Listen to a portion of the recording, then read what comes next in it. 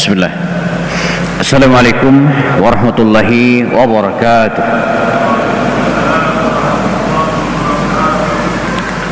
Innal hamdalillah nahmaduhu ta'ala wa nasta'inu bihi wa nastaghfiruh.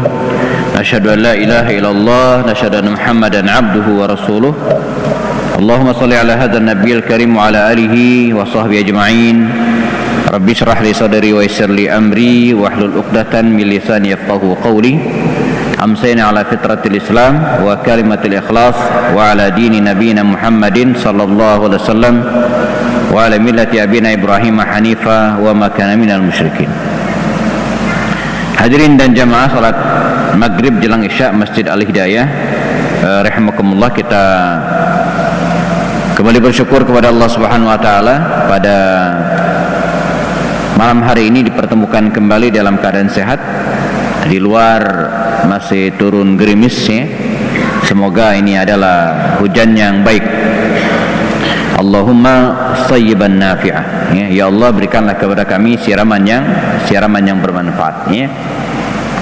Jama'akumullah, selama kurang dari 30 menit ke depan insyaallah, atau sekitar 30 menitan ya, kita akan lanjutkan ya kajian telaah atau serial orang-orang mulia di sekitar Rasulullah sallallahu alaihi wasallam, yaitu para sahabat ya. Jadi para sahabat Nabi ini adalah orang-orang yang hidup bersama Rasulullah dan masuk Islam serta wafat dalam keadaan Islam ya. Nabi sendiri yang menyebut mereka ini sebagai sahabat. Nah, jadi suatu saat ketika pulang dari pemakaman Baqi al-Gharqad, Nabi berkata kepada mereka ini, saya rindu kepada saudara-saudaraku, ikhwani, kata Rasulnya, saya rindu kepada saudara-saudaraku. Kata mereka, para sahabat Nabi ini, ya Rasulullah, alasna bi ikhwanika ya, bukankah kami ini adalah saudara-saudaramu? Maka kata Rasulullah, la, antum ashabi ya, kalian adalah sahabat-sahabat. Wa ammal ikhwan, adapun saudaranya atau adapun saudara, kata Rasul, adalah orang-orang yang hidup setelahku ya, yu'minu nabi, beriman kepadaku, walam yaruni, dan walaupun mereka belum pernah melihatku. Mereka adalah ikhwani, saudara-saudara. Nah, jadi kita ini adalah saudara-saudara Rasulullah. Adapun mereka yang hidup bersama beliau adalah ashab atau as-sahabah ya. Bertemu beliau, masuk Islam dan wafat dalam keadaan Islam. Nah, mulai dari ruangan sebelah ya, sebelum masjid kita ini selesai ya, kita sudah mulai cerita tentang Abu Bakar As-Siddiq radhiyallahu anhu. Ini menyusul selesainya kisah Rasulullah yang sudah kita bahas sekitar 30 kali pertemuan ya, sebelum pandemi bahkan. Kita sudah selesaikan biografi Abu Bakar Siddiq beberapa kali pertemuan, dan pertemuan lalu kita sudah masuk pembahasan Umar bin Khattab radhiyallahu anhu. Pertemuan pertama. Ini adalah pertemuan kedua tentang Umar bin Khattab radhiyallahu anhu. Ya. Pengalaman di beberapa masjid ya, pembahasan tentang Umar ini biasanya agak lama. Bisa 3 atau bahkan 4 kali pertemuan. Mengapa demikian? Ya, sebab dibanding dengan para sahabat Nabi yang lain, Umar bin Khattab ini adalah sosok yang begitu banyak aspek-aspek yang bisa kita gali untuk kita jadikan inspirasi dan teladan. Ya, di samping memang masa kekhalifahannya memang relatif lama, yaitu 10 tahun. Sementara Abu Bakar Siddiq cuma 2 tahun ya. Karena itu tidak heran kalau kemudian kita lihat baik buku ataupun ceramah-ceramah atau yang sejenisnya tentang Umar bin Khattab ini lebih banyak. Muhammad Hussein Haikal itu menulis serial 4 Khulafaur Rasyidin, dituliskan oleh anaknya ya. Itu paling tebal itu tentang Umar, paling tebal sendiri. Ya, Abu Bakar enggak begitu tebal. Sebuah PH production house di Qatar dulu pernah memproduksi sebuah musalsal, al-musalsal. Kalau di sana ya musalsal itu sejenis sinetron. Ya, tapi di kita udah masuk film kolosal. Terdiri dari 30 seri, ya, 30 serial, dan satu serial itu 47 menit. Ditayangkan di TV kita dulu di Indonesia, sebuah televisi swasta ya, dan sempat menjadi alternatif tontonan selama bulan Ramadannya. Itu adalah tayangan yang kolosal, melibatkan pemain, ribuan pemain, pasukan gajah, dan kemampuan teknologi yang luar biasa. Bagi mereka itu masih disebut dengan musalsal, ya, film berseri kayak sinetron kita. Itu tentang Umar, dan belum ada tentang sahabat Nabi yang lain. Saya pribadi ya, pernah nulis 3 buku tentang Umar ini ya. Pertama judulnya Belajar dari 2 Umar, judulnya ya. Bahkan sempat terbit di Malaysia dengan bahasa Malaysia. Edisi Indonesianya diberikan pengantar oleh Pak Hidayat Nur Wahid waktu itu, karena beliau sebagai ketua MPR. Kemudian versi Malaysianya diberikan pengantar oleh Nik Abdul Aziz Nikmat, salah seorang tokoh terkenal pada waktu itu. Buku kedua saya pernah tulis tentang Umar ini, antara Umar bin Khattab dan Khalid bin Walid. Yang ketiga adalah buku tentang Umar, judulnya Dua Sisi Umar. Itu tentang Umar bin Khattab, artikel ya, tentang Umar bin Khattab ya. Jadi kisah tentang Umar ini ya, menarik, banyak sisi yang bisa kita telah dan kita teladani ya. Nah, kita sudah bahas pada pertemuan sebelumnya kisah Umar sebelum masuk Islam, bagaimana perawakannya ya. Nah ini Umar sebelum Islam, ini pernah kita bahas pada pertemuan sebelumnya ya. Fisiknya, kemudian kemampuannya dalam bela diri ya, sampai kemudian dia memeluk Islam. Pernah kita bahas pada pertemuan lalu. Nah sekarang kita akan masuk jemaah Umar mendampingi Rasulullah ya, kita masuk di sini ya.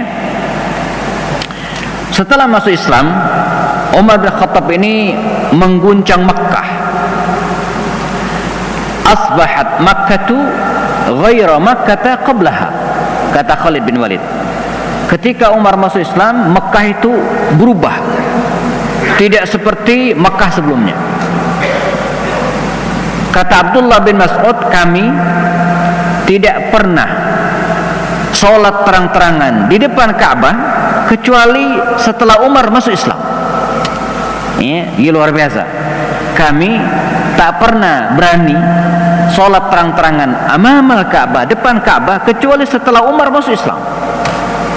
Dan begitu banyak orang yang tadinya menyembunyikan keislamannya, lalu kemudian menjahar dan mengumumkannya setelah Umar masuk Islam.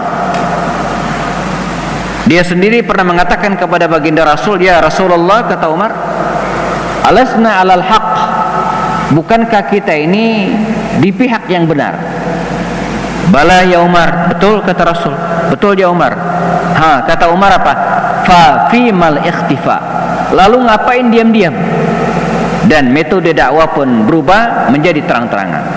Karena itu wajar kalau kemudian Umar ini dijuluki dengan Al-Faruq. Umar Al-Faruq, sang pembeda ya. Dialah yang kemudian menjadi pembeda antara hak dan batil secara terang-terangan ya. Sampai kemudian baginda Rasul diizinkan oleh Allah Subhanahu wa taala untuk hijrah ke Madinah, dan Umar pun hijrah ke Madinah Al-Munawwarah. Lagi-lagi berbeda dengan yang lainnya, kalau di antara mayoritas para sahabat Nabi itu hijrahnya secara diam-diam, malam hari, sembunyi-sembunyi. Tapi kalau Umar tidak, dia hijrah dengan terang-terangan, bahkan nantangin di depan Ka'bah, di depan Quraisy, di depan orang-orang kafir itu. Dia mengatakan, barang siapa yang pengen saqilathu ummuhu, ya, emaknya nangis karena anaknya meninggal, armalat zaujatuhu, atau istrinya janda, wa aitama waladuhu, atau anak-anaknya atau anaknya menjadi yatim, ya. Siapa yang pengen ditangisi oleh emaknya atau istrinya janda atau anaknya yatim, ya. Ini bahasa kiasan luar biasa dari Umar, ya. Tapi pada intinya dia ingin mengatakan, siapa yang ingin mati siapa yang pengen mati, begitu kira-kira, ya, temui saya di lembah Makkah. Ditunggu, nggak ada yang datang nyamperin dia, gitu, ya. Maka hijrahlah Umar bin Khattab secara terang-terang. Tiba di Madinah Al-Munawwarah, di antara program Rasulullah, ya, beliau membuat atau mempersatukan kaum muslimin, ya, khususnya antara Ansar, penduduk Madinah, dengan Muhajirin, para pendatang. Ini program utama Rasulullah dalam langkah-langkahnya membangun pondasi peradaban Madinah waktu itu. Selain bangun masjid, ya, beliau juga membangun kekuatan sosial, membangun basis sosial dengan menyatukan kaum muslimin, khususnya antara para pendatang Muhajirin dengan para penduduk asli kalangan Ansar. Umar dipersaudarakan Rasul dengan Utban bin Malik Al-Ansari, ya. Nah, sisanya jamaah, Umar bin Khattab ini, ya, mengikuti semua peristiwa besar di masa Rasulullah. Dia tidak pernah absen. Mulai dari perang Badar, Uhud, Khandaq, Hudaybiyah, dan seterusnya, dia selalu ikut dan tidak pernah minta izin, ya. Dalam perang Badar misalnya, Umar ikut. Bahkan ada cerita yang mungkin bisa diangkat, ya, selepas perang Badar ini, yang kemudian membedakannya dengan yang lainnya. Dalam perang Badar yang berkecamuk pada bulan Ramadan tahun kedua Hijriah, kaum muslimin walaupun jumlah mereka sedikit, cuma 313 orang, tapi mereka berhasil memenangkan peperangan dengan gemilang. Selain membunuh 70 kafir Quraisy, ya, kaum muslimin pun, ya, menawan, ya, menyandra, begitu kira-kiranya 70 di antara mereka. Nah, 70 tawanan ini, ya, mau diapain? Karena waktu itu belum ada ayat atau aturan main bagaimana memperlakukan pertawanan, gitu, ya. Kata Rasulullah kepada para sahabat, ini tawanan perang 70 orang ini kita apain? Makanya dalam Islam itu jamaah, ada hal-hal yang sifatnya bisa kita diskusikan, dan ada yang sifatnya sabitun, udah qat'i, no discuss, ya. Aturan strategi perang, ya, lalu kemudian cara bercocok tanam, mengatur masyarakat, ini suatu hal yang bisa kita diskusikan, ya, selagi belum turun ayat yang mengatur hal tersebut, termasuk bagaimana memperlakukan tawanan. Jadi kata Rasulnya, ma ra'yukum, bagaimana kalian, menurut kalian ini tawanan 70 orang ini diapain? Maka kata Abu Bakar As-Siddiq dengan penuh belas asih, beliau mengatakan, saya usul agar para tawanan perang ini dibebaskan, tapi jangan free, kita minta uang tebusan. Ini yang diberlakukan umumnya pada waktu itu, dan sah-sah saja karena memang tidak ada aturan dalam Islam sebelumnya, ya. Dan barangkali juga ini dilandasi oleh background Abu Bakar Siddiq yang pengusaha, pebisnis, gitu, ya. Jadi sangat mungkin, ya, para tawanan ini dibebaskan, lalu kemudian mereka mendapatkan uang tebusan dari para tawanan tersebut. Adapun Umar berbeda pendapat dengan Abu Bakar Siddiq ini. Apa kata Umar? Menurut saya tidak, ya, tidaklah pantas bagi seorang nabi memiliki tawanan seperti ini. Sudahlah, periksa tawanan perang ini. Kalau ada di antara mereka dari kabilah, ya, Bani Adi, kabilahku, serahkan ke saya, biar saya yang memenggal lehernya. Kalau ada dari kabilah Bani Hashim, serahkan kepada Ali, biar Ali yang memenggal lehernya. Kalau ada yang dari kabilah Bani Umayyah, maka serahkan kepada Utsman dan serahkan dia yang menggal kepalanya. Intinya tidaklah pantas bagi seorang nabi memiliki tawanan perang seperti ini. Namun sifat welas asih pemaaf Rasulullah akhirnya berpihak kepada Abu Bakar Siddiq. Mereka pun dibebaskan dan mendapatkan uang tebusan, termasuk paman Nabi Abbas, termasuk menantu Rasulullah Abul As bin Rabi'.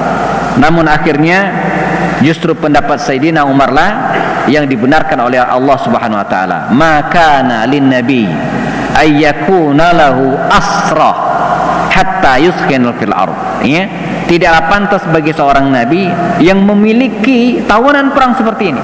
Jadi kalimat Umar, kata-kata Umar itu yang justru dibenarkan oleh Allah Subhanahu wa taala. Ini peran Umar dalam perang Badar. Dalam perang Uhud juga tidak kalah pentingnya kita ingat bahwa perang Uhud ini ada 3 babak. Babak pertama kaum muslimin menang, babak kedua kaum muslimin babak belur, Nabi luka parah, para sahabat terbunuh 70 orang, dan babak ketiga kaum muslimin bisa menguasai medan peperangan lagi, mereka menang. Nah, pada babak kedua itu Nabi dalam kondisi yang sangat genting, sangat kritis, pipi beliau kena senjata lawan dan beliau pun terjengkang gitu kan. Dalam kondisi demikian beliau diselamatkan oleh Allah SWT. Ada Abu Bakar Siddiq dan Abu Ubaidah bin Jarrah, ada Sa'ad bin Abi Waqqas serta Talha bin Ubaidillah. Lalu Nabi ditarik ke atas, naik ke atas, memanjat bukit Uhud tersebut. Nah, di mana Umar? Umar sudah standby di atas. Beliau lah yang mengulurkan tangannya untuk menarik tubuh Rasulullah ke atas, ke bukit Uhud. Dalam ketinggian tertentu, di atas bukit Uhud itu ada 4 orang: Rasulullah, Abu Bakar Siddiq, Umar bin Khattab, dan Utsman bin Affan. Tiba-tiba Uhud itu bukit Uhud itu bergetar seperti dilanda lindu, gempa. Maka Rasulullah menepuk Uhud. Kata Rasulullah, "Ya Uhud, usbut, diam. Inna alaika nabiyyan wa siddiqan wa syahidain." Diam ya Uhud, karena di atasmu, di punggungmu ini ada 4 orang: Nabi, Rasulullah, Siddiq, Abu Bakar, wa syahidain. 2 orang yang kelak akan mati syahid, Umar dan Utsman. Dan belakangan nubuwat Rasulullah ini menemukan buktinya, karena pada akhirnya Umar bin Khattab wafat dalam keadaan syahid, dibunuh oleh Abu Lu'al Fairuz al-Majusi, sementara Utsman juga meninggal dalam peristiwa pada masanya. Ini peran Umar dalam perang Uhud yang kemudian tidak mungkin dilupakan. Yang ketiga, dalam perang Khandaq Syawal 5 Hijriah ada kisah lucu. Ketika kaum muslimin mau digempur oleh 10.000 tentara pasukan Ahzab pada waktu itu, dan atas usul Salman Al-Farisi, mereka kemudian menggali parit untuk mengamankan kota Madinah. Hampir setengah bulan mereka menggali parit ini, dan bukan hanya digali, tapi juga harus dijagain. Sebab kalau parit ini digali lalu pulang ke rumah tidur, musuh tinggal masuk bikin jembatan. Ini parit mesti dijagain, bahkan hampir 24 jam dijagain. Suatu saat dalam kondisi yang sangat genting tersebut, kaum muslimin harus standby di pinggir parit, jika tidak musuh bisa masuk dan menyerang Madinah. Di satu sore, mungkin jelang maghrib kira-kira begitulah, jam 5, setengah 6 kira-kira, Umar lari tergopoh-gopoh menghadap Rasulullah sambil maki-maki orang-orang kafir Quraisy. Kalau bahasa premannya itu kira-kira kurang ajar nih orang-orang Quraisy. Kenapa ya Umar, kata Rasulullah, ini gara-gara mereka, katanya, saya telat sholat asar. Udah mau maghrib, Umar baru sholat asar, ketinggalan sholat. Tapi yang luar biasa apa? Kata Rasulullah, tenang ya Umar, Anda sudah sholat, kami malah belum, kata Rasulullah gitu ya. Maka dalam perang Khandaq itu ada beberapa hari di mana Nabi dan para sahabat itu ya sempat menggabungkan sholatnya itu 4 sholat digabung, dilaksanakan pada satu waktu. Zuhur, Asar, Maghrib dan Isya itu dilaksanakan pada waktu Isya. Saking mencekamnya kondisi kala itu, Umar sempat maki-maki ya, gara-gara dia ketinggalan sholat. Padahal Nabi malah belum sholat asar, Umar sudah. Ini menunjukkan betapa beliau sangat hati-hati dalam menjaga sholatnya ya. Makanya kita harus biasakan ya, kalau suatu saat misalnya telat sholat, tak sempat berjamaah, itu jangan santai saja. Harus ada rasa gelisah, rasa bersalah dalam diri kita. Bila perlu ya, kita berikan sanksi dalam diri kita. Misalnya nih, gara-gara tidak sempat entah ketiduran atau kemudian telat macet, enggak keburu sholat maghrib berjamaah di Masjid Al-Hidayah ini. Misalnya suatu saat datang nyampe rumah udah 6:30, bisa sih sholat, masih ada waktu maghrib, tapi tidak sempat berjamaah di masjid ya, kita harus gelisah. Jangan tenang-tenang wah, enggak, harus ada gelisah, perasaan merasa bersalah dalam diri kita. Dan bila perlu kita berikan iqab, sanksi dalam diri kita ya. Sanksinya apa? Gampang ya. Begitu maghrib di rumah nggak bisa berjamaah lagi, kita pastikan isya di masjid. Nah, begitu datang ke masjid, kita bawa uang 1 juta, masukin di keropak masjid. Mana? Nah, itu sanksinya gitu ya. Bisa seperti itu ya. Atau puasa misalnya kan. Jadi para ulama dulu ya, begitu cara mereka ya menjaga ibadah. Ya, jadi ketinggalan sholat berjamaah, jangan tenang-tenang saja. Ya, kemudian lama tidak puasa sunnah, jangan tenang-tenang saja. Lama tidak merojaah Quran, tidak baca Quran, jangan tenang-tenang saja. Tapi tanamkan dalam diri kita perasaan gelisah. Sebagaimana Umar, dia marah-marah, gelisah ketika terlambat melaksanakan sholat asar pada waktu itu ya. Sikap Umar pada perjanjian Hudaybiyah. Jadi perjanjian Hudaybiyah ini terjadi tahun ke-6 Hijriah di bulan Zulqa'dah dan bulan Zulhijjah ya. Di mana Rasulullah ya, mengikat perjanjian dengan kafir Quraisy gitu ya. Dan sebelum perjanjian ini berlangsung terjadi ya, tabadul as-safir ya, tukar menukar utusan. Orang-orang kafir Quraisy ya, telah mengirimkan 4 utusan dikirim ke Rasulullah bolak-balik. Dan pada akhirnya tibalah giliran Rasulullah mengirim utusan ke kafir Quraisy untuk melakukan negosiasi. Mulanya mereka atau Rasulullah akan mengutus Umar, dan Umar no problem, setuju, gak ada masalah. Namun ketika dia akan berangkat ya, berubah pikiran Rasulullah dan pendapat para sahabat juga demikian berubah. Kayaknya nggak pantas kalau Umar yang diutus, sebab misinya ini bukan gelut, bukan kelahi, tapi diplomasi ya. Maka dipilihlah Utsman bin Affan untuk berangkat ke Mekah, melakukan lobby dengan lobby dengan kafir Quraisy pada waktu itu. Ini dalam bahasa manajemen disebut dengan the right man on the right job, the right man on the right place. Orang sesuai dengan kapasitasnya, orang ditempatkan sesuai dengan kemampuannya ya.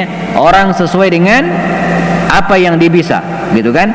Dan ini penting untuk kita pahami hari ini ya. Jangan sampai politik kita misalnya ibarat politik dagang sapi ya, main cobot padahal dia enggak memiliki kemampuan apa-apa. Dan Nabi sudah mengingatkan kepada kita, idza wusidal amru ila ghairi ya ahlihi ya, kata Rasul ya, idza wusidal amru ila ghairi ahlihi, kalau urusan sudah diserahkan kepada bukan pakarnya, bukan ahlinya, fantaziris sa'ah, tunggulah hancurnya, tunggulah bubarnya, begitu kira-kira ya.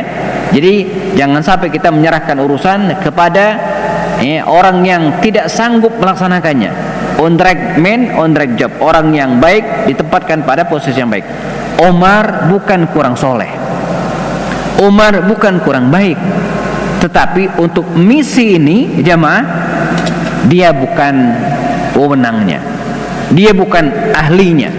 Ya, saya kebayang kalau Umar yang diutus, bukannya diplomasi, bukannya diskusi, berantem malah dia gitu ya. Maka yang diutus adalah Sayyidina Utsman bin Affan. Apalagi ditilik dari sisi yang lain, Utsman ini dari kabilah Bani Umayyah, satu kabilah dengan pimpinan Quraisy waktu itu Abu Sufyan bin Harb. Dan keputusan ini sangat tepat, sehingga ketika Utsman dikirim, mereka menerima Utsman dengan sangat baik. Dia kan pengusaha kan biasa melakukan lobby. Bahkan Utsman ya, diberikan penginapan, diberikan makan selama 3 hari, dijamu dengan baik oleh orang-orang kafir Quraisy. Nah karena itu, dengan segala keberaniannya, dengan segala keutamaannya, tapi Umar harus diposisikan pada posisi yang pas. Malah kalau kita teruskan kisahnya, saya sempat ngecek ke buku Ar-Rahiqul Maktum ya, yang ditulis oleh Safiyur Rahman Al-Mubarakfuri ya. Ternyata di masa Rasulullah, dari 68 perang, baik yang dihadiri oleh Rasul sekitar 27 dan sisanya Nabi tidak hadir, Umar bin Khattab tidak pernah ya, diutus oleh Rasul untuk menjadi panglima perang kecuali sekali. Setelah perjanjian Hudaybiyah, diutus bersama dengan 30 orang ya, untuk menjadi panglimanya ke sebuah wilayah namanya wilayah Turba, bagian utara kota Madinah. Itu pun tidak terjadi perang, sisanya nggak ada ya. Makanya menarik, dalam buku saya antara Umar bin Khattab dan Khalid bin Walid, saya tulis Umar itu pemberani, Khalid itu jagoan, dua-duanya pemberani. Tapi keberanian dua tokoh ini dalam prakteknya berbeda. Umar keberaniannya itu bersifat defensif, bertahan. Sementara Khalid keberaniannya bersifat ofensif, menyerang. Dan ini harus diposisikan pada posisi yang pas. Ini ibarat main sepak bola. Ada orang yang sama-sama pinter main bola, pinter ngopor, pinter dan seterusnya gitu kan. Tapi harus cek, ini orang pinternya apakah layaknya ditaruh di bek kanan, bek kiri mendampingi penjaga gawang, atau dia taruh di depan sebagai penyerang. Nah, itu pelatihnya mesti paham tuh, gitu kan, mesti ngerti. Rasulullah sangat paham banget. Umar berani, yes, tapi sebagai ya, pendamping Rasulullah. Karena keberanian Umar itu bersifat defensif, bukan keberanian seorang penyerang. Dan Khalid itu keberanian seorang penyerang, dan itu berbeda. Sebab keberanian seorang penyerang itu dia membutuhkan ketegaan, harus tega Pak. Penyerang itu harus tega. Nah Umar tidak punya itu. Makanya di masa pemerintahan Abu Bakar Siddiq, sekalipun Umar itu tidak pernah diangkat menjadi panglima perang. Sementara Khalid bin Walid, hampir semua perang di masa Abu Bakar Khalid yang jadi panglimanya. Maka ada cerita suatu saat Abu Bakar Siddiq ini ya, meminta kepada Khalid untuk berangkat dari Hirah Irak menuju ke Yarmuk Yordania. Itu perjalanan normal 18 hari 18 malam. Tapi oleh Khalid ditempuh dengan perjalanannya ekstrim, 5 hari 5 malam mereka tidak ketemu air, nembus padang pasir Sahara yang sangat berbahaya. Ketika tiba kisah itu kepada Umar, Umar mengatakan, wallahi demi Allah, saya tidak akan pernah melakukan apa yang dilakukan oleh Khalid. Dia nggak tega, nggak mungkin Umar melakukan hal itu, gitu kan? Karena dia kasihan dengan tentaranya. Tapi kalau Khalid, no problem, dihajar ble, begitu kira-kira. Dan itulah seorang panglima. Ya. Jadi kalau gampang kasihan, ya nggak mungkin, gitu kan? Nah, nanti kita bandingkan dengan keberanian Ali. Nah, Ali itu lain lagi tuh. Ali itu berani ya, tapi keberanian Ali itu dominan askari, seorang gentleman. Ya, seorang yang makanya ketika terjadi perang Siffin, nanti kita cerita tentang Ali khususnya, antara Ali bin Abi Thalib dengan Muawiyah. Ali itu udah mau perang, udah mau menang, dikit lagi menang, tiba-tiba musuh ngangkat mushaf minta damai. Gentleman Ali ya, sifat askariyun seorang Ali, militer seorang Ali, mengatakan hentikan peperangan karena musuh udah ngangkat mushaf. Walaupun dia tahu itu adalah strategi lawan, Ali menghentikan peperangan. Tapi andai Khalid dalam posisi demikian, maka dia tidak akan menghentikan peperangan karena itu adalah taktik musuh, akal-akalan lawan. Ini bedanya antara tiga sahabat Nabi ini. Ali murni full gentleman yang asli. Dia tidak pernah ngebunuh orang yang tidak berdaya. Ketika Amr bin Abdul Wud dalam perang Khandaq, dalam kondisi kalah, pedangnya terlempar, pedang Ali itu udah di leher Amr bin Abdul Wud ini. Tiba-tiba Amr bin Abdul Wud ini ngeludahin Ali, diludahin. Saya nggak kebayang kalau Khalid dalam posisi Ali itu kayaknya ditusuk gitu ya. Kita juga mungkin begitu ya. Tapi Ali tidak. Ali malah menarik pedangnya, dia tenangkan dirinya dan istighfar. Setelah tenang, ketika musuh akan bangkit, dia eksekusi juga gitu ya. Belakangan ada yang nanya, "Ya Ali, tadi kenapa Anda tarik pedang sementara udah nempel leher musuh?" Kata dia, "Iya, karena dia ngeludahin saya. Saya khawatir kalau saya bunuh dia, saya tusuk dia, maka saya membunuhnya, saya khawatir niat saya membunuhnya bukan karena Allah, tapi karena dia ngeludahin saya." Begitu sosok seorang Ali bin Abi Thalib. Gitu ya. Kembali ke Umar berani, tapi keberanian yang sifatnya defensif, bukan keberanian yang sifatnya menyerang. Walaupun dia juga jagoan perang, gitu ya. Rasulullah selalu menyertakan Umar bin Khattab ini jamaah dalam semua peperangan, bahkan sampai kemudian juga perang Tabuk. Ini perang terakhir yang terjadi di masa Rasulullah SAW, juga dalam Fathu Makkah. Dalam Fathu Makkah itu Nabi mengepung Makkah itu dari 5 penjuru, dan luar biasa, bahkan pun ketika mengangkat 4 panglima, jadi Nabi sendiri gitu kan, kemudian 4 panglima yang lain ini dari para sahabat, itu Umar gak ada. Umar juga tidak dimasukkan, padahal Umar seorang pemberani. Justru yang diangkat adalah Abu Ubaidah bin Jarrah, Az-Zubair bin Awam, Qais bin Sa'ad menggantikan ayah Sa'ad bin Ubadah, dan satu lagi Khalid bin Walid. Umar gak ada. Umar tidak diangkat menjadi salah satu panglima dalam penaklukan Mekah, enggak. Demikian juga dengan perang Hunain atau perang Khaybar. Perang Khaybar itu unik. Kata Rasul, besok ba'da subuh kita akan melakukan serangan fajar. Kalau jelang pemilu serangan fajar ini maknanya beda ya. Besok kita akan melakukan serangan ba'da subuh. Dan saya akan memberikan bendera perang, artinya panglima, kepada orang yang dicintai Allah dan Allah pun mencintainya. Para sahabat sama-sama mencari perhatian Rasulullah, berharap sangat bendera tersebut diserahkan kepada dirinya, termasuk Umar. Umar nih ngintil-ngintil ke Rasulullah. Besoknya, subuhnya gitu kan, berharap dia yang ditunjuk oleh Rasulullah SAW. Tapi ternyata tidak. Yang ditunjuk oleh Rasulullah dalam memimpin secara lapangan, panglima perang di lapangan, gitu kan, adalah Ali bin Abi Thalib radhiyallahu anhu, bukan Umar bin Khattab. Terakhir dalam perang Tabuk juga demikian, Umar pun dijadikan sebagai pendamping Rasulullah dan bukan sebagai penyerang musuh ketika mereka ingin berangkat ke Tabuk pada perang terakhir yang diikuti oleh Rasulullah SAW. Dia mengikuti serial perang di masa Nabi jamaah sampai kemudian suatu saat pada bulan Rabiul Awal Rasulullah SAW meninggal dunia. Nah, pada saat wafatnya Rasul ini terjadi hal yang menarik yang juga dialami oleh Umar. Nabi meninggal dunia di hari Senin dan telat dimakamkan, karena dimakamkan keesokan harinya di Selasa sore, jadi lebih dari 24 jam. Dan diantara penyebab terlambatnya pemakaman Rasulullah ini adalah karena mayoritas para sahabat tidak percaya kalau Nabi itu meninggal. Di antara orang yang tidak percaya kalau Nabi meninggal itu adalah Umar. Bahkan dia sempat berseru mengatakan, barang siapa yang mengatakan Rasulullah meninggal, saya akan penggal lehernya, kata Umar. Ini menunjukkan betapa Umar sangat menyayangi Rasulullah SAW. Ya, kita barangkali mohon maaf juga demikian.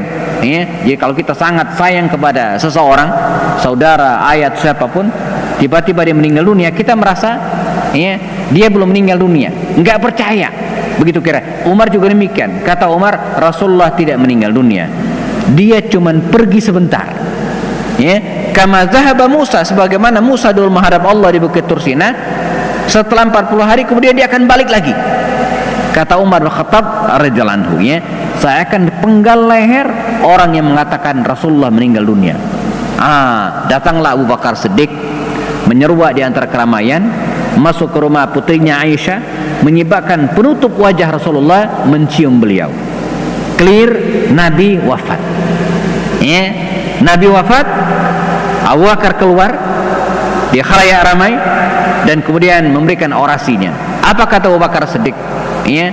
Ya ma'asyara muslimin, ya ayuhan nas, ya ma'asyara Quraisy, ya, man kana ya'budu Muhammadan fa inna Muhammadan qad mat. Siapa yang siapa yang menyembah Muhammad SAW, maka dia telah meninggal dunia. Wa man kana ya'budullaha fa innallaha hayyun la yamut. Namun siapa yang menyembah Allah, maka Allah tetap hidup dan tidak meninggal. Lalu Abu Bakar Siddiq membaca firman Allah dalam surat Ali Imran, ya, dan ayat ini turun pasca Uhud. Kata Allah SWT dalam Al-Quran, dikutip oleh Abu Bakar Siddiq, ma Muhammadun illa rasulun qad khalat min qablihi rusul afa immata au qutila qalabtum ala aqabikum. Ya, tidaklah Muhammad ini SAW, ya, melainkan seorang nabi. Ya, sama dengan nabi-nabi sebelumnya. Qad khalat min qablihi rusul, telah berlalu nabi sebelumnya. Ada 124.000 nabi pernah diutus oleh Allah SWT. Fa in mata, bagaimana kalau dia meninggal dunia?